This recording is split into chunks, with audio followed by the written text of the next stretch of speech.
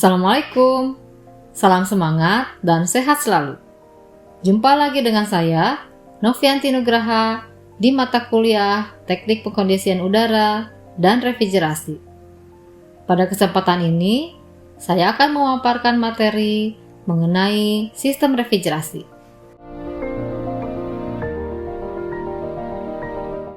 Sebelum kita memulai perkuliahan ini, coba lihat di ruangan sekeliling Anda. Apakah terdapat AC sehingga ruangan terasa sejuk? Ataukah saat ini Anda sedang merasa kegerahan? Silahkan tulis di kolom komentar ya. AC dapat membuat udara di dalam ruangan menjadi lebih dingin dari lingkungan sekitarnya atau lebih dingin dari lingkungan di luar ruangan. Hal itu disebabkan karena adanya efek refrigerasi. Jadi, apakah refrigerasi itu? Refrigerasi merupakan proses penyerapan panas sehingga temperatur produk atau zat menjadi lebih rendah dari temperatur lingkungannya.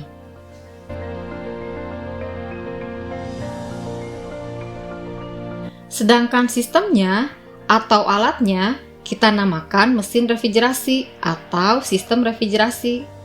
Nah, sudah tahu kan sekarang kalau AC yang ada di ruangan merupakan salah satu dari mesin refrigerasi?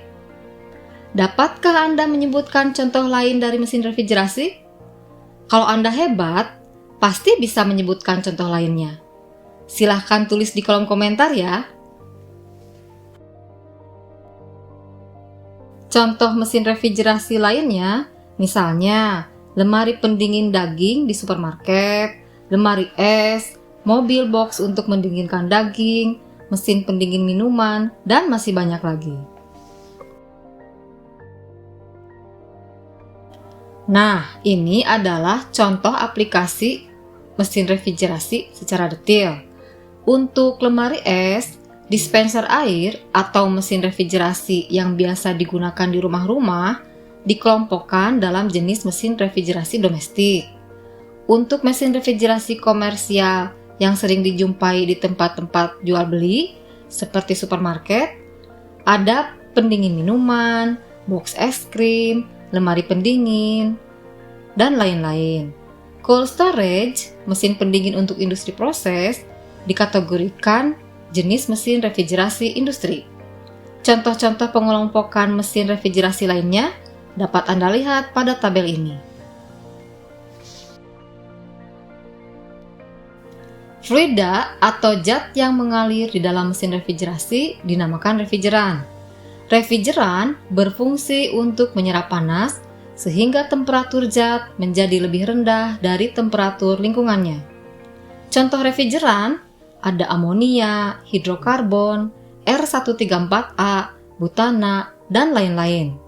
Fluida yang digunakan sebagai refrigeran memiliki temperatur beku dan temperatur didih yang jauh lebih rendah dari temperatur fluida yang akan didinginkannya.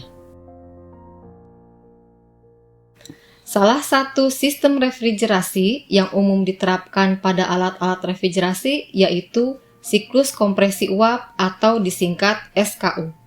Ada 4 komponen utama dari siklus kompresi uap, yaitu evaporator, kompresor, kondensor, dan alat ekspansi berupa katup ekspansi atau bisa juga pipa kapiler. Untuk memudahkan memahami penerapan siklus kompresi uap beserta komponen-komponennya, coba perhatikan kulkas atau refrigerator. Evaporator biasanya berupa pipa-pipa logam yang ditempatkan pada bagian dalam dinding-dinding refrigerator. Kompresor berjenis hermatik yang menyerupai tabung silinder berwarna hitam, biasanya ditempatkan pada bagian bawah refrigerator. Kondensor yang berupa pipa logam panjang berlekuk-lekuk, biasanya diletakkan pada bagian belakang refrigerator. Alat ekspansi berupa pipa kapiler yang merupakan pipa dengan diameter sangat kecil namun panjang, diletakkan melilit-lilit di sekitar evaporator. Gambar di paling kanan menunjukkan skema siklus refrigerasi yang memperlihatkan susunan 4 komponen utama siklus kompresi uap. Susunannya secara berurutan dimulai dari kompresor, kemudian ke kondensor, ke katup ekspansi, dan ke evaporator. Fungsi 4 komponen utama siklus kompresi uap, yaitu evaporator, berfungsi menyerap panas sehingga temperatur menjadi lebih rendah dari lingkungannya. Kompresor berfungsi menaikkan tekanan atau mengkompresi fluida. Kondensor berfungsi membuang panas ke lingkungan. Alat ekspansi berfungsi menurunkan tekanan. Coba perhatikan skema siklus refrigerasi yang terdiri dari 4 komponen utama pada gambar sebelah kiri. Fluida yang kita namakan refrigeran bersirkulasi di dalam sistem refrigerasi. Arah proses ditunjukkan dengan panah pada gambar skema, yaitu berlawanan arah dengan jarum jam. Refrigeran masuk ke dalam kompresor pada kondisi uap jenuh, ditunjukkan dengan nomor 1 pada gambar skema.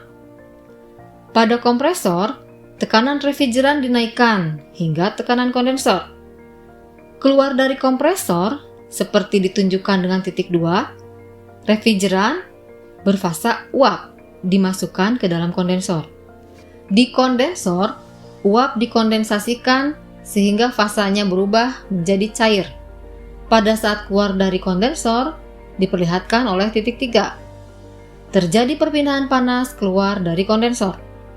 Setelah keluar dari kondensor, refrigeran dimasukkan ke alat ekspansi untuk diturunkan tekanannya hingga tekanan evaporator.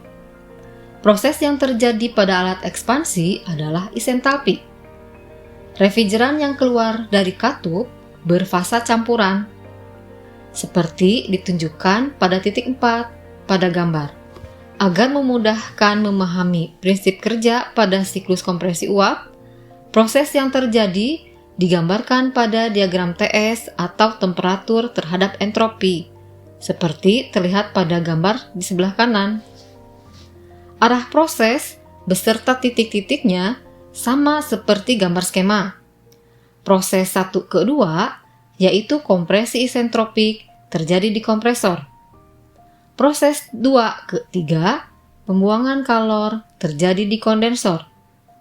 Proses 3 ke 4, penurunan tekanan, terjadi di alat ekspansi.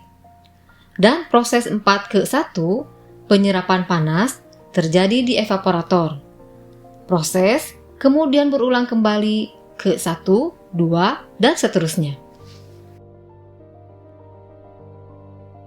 Demikian pemaparan mengenai refrigerasi beserta komponen dan prinsip kerja siklus kompresi uap. Sumber dari buku Fundamentals of Engineering Thermodynamics, pengarang Moran dan Shapiro. Agar Anda mampu merancang sebuah mesin refrigerasi, pemaparan di atas tidaklah cukup. Simak video berikutnya mengenai persamaan-persamaan yang digunakan, beserta cara menghitung kinerja siklus kompresi uap. Wassalamualaikum, semoga bermanfaat dan tetap semangat!